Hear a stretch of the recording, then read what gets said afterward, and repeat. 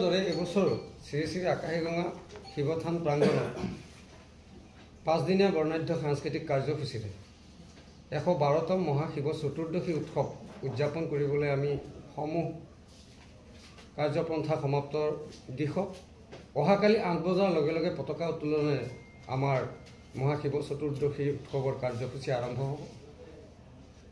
দিনত প্ৰতিদিনে নিমন্ত্ৰণী নামতি দলৰ দ্বাৰা নাম প্ৰদৰ্শন হ'ব।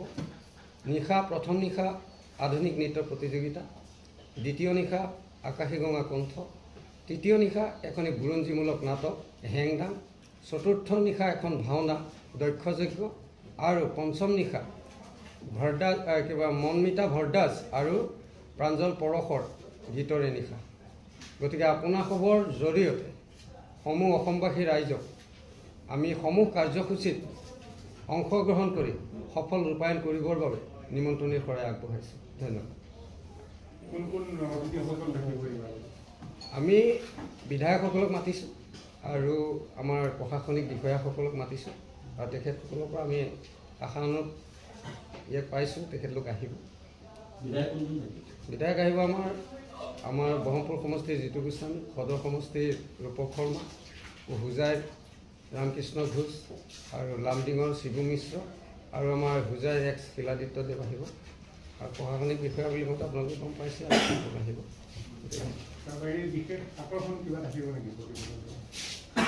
এইবাৰ দুখৰ বিষয়, আমি মানে পাৰ্মিশ্যনটো যেনেধৰণে প্ৰতি বছৰে পাওঁ এইবাৰ পোৱা নাই আৰু আপোনালোক সকলোৱে জানে যে মেট্ৰিক পৰীক্ষা চলি আছে, হায়াৰ ছেকেণ্ডেৰী পৰীক্ষা চলি আছে।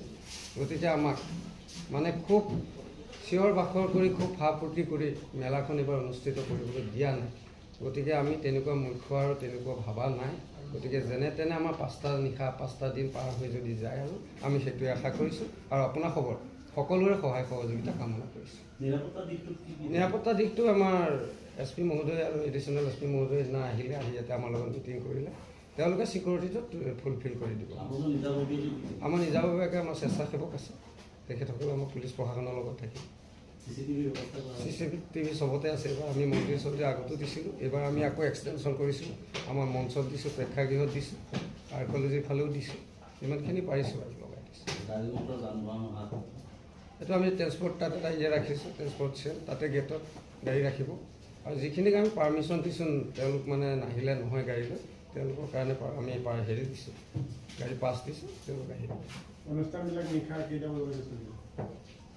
নিশা এতিয়াও কেইটালৈকে মানে চলেনে নাই অকণমান দুধুৰ মুধুৰত আছোঁ, হ'লেও 12টা 1টা লাগিব, 9টা মানত আৰম্ভ হ'ব।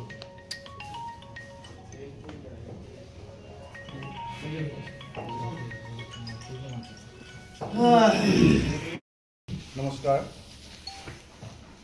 বিগত বৰ্ষৰ দৰে আকাশীগঙ্গা থান প্ৰাংগণত এই বছৰো আমি 5 দিনীয়া বৰ্ণাঢ্য কাৰ্যসূচীৰে মহাশিৱ চতুৰ্দশী উৎসৱটি উদযাপনৰ আয়োজন কৰিছোঁ।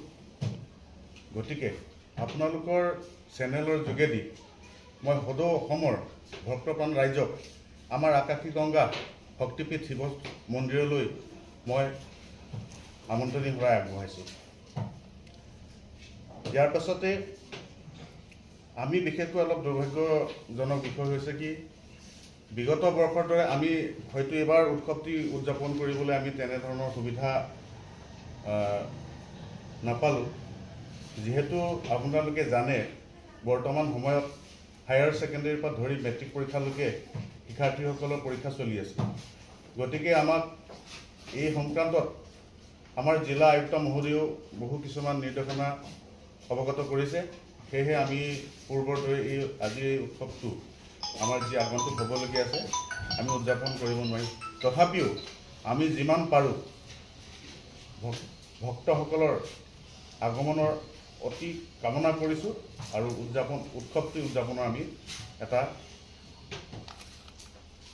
সু পৰিকল্পনাৰে আমি চিন্তা চৰ্চা কৰিছোঁ আৰু লগতে আপোনালোকক আমাৰ সকলোকে আমাৰ এই উৎসৱটিত সহায় সাৰথি আগবঢ়াবৰ কাৰণে মই সম্পাদকৰ ফালৰ পৰা নমস্কাৰ জনাইছোঁ।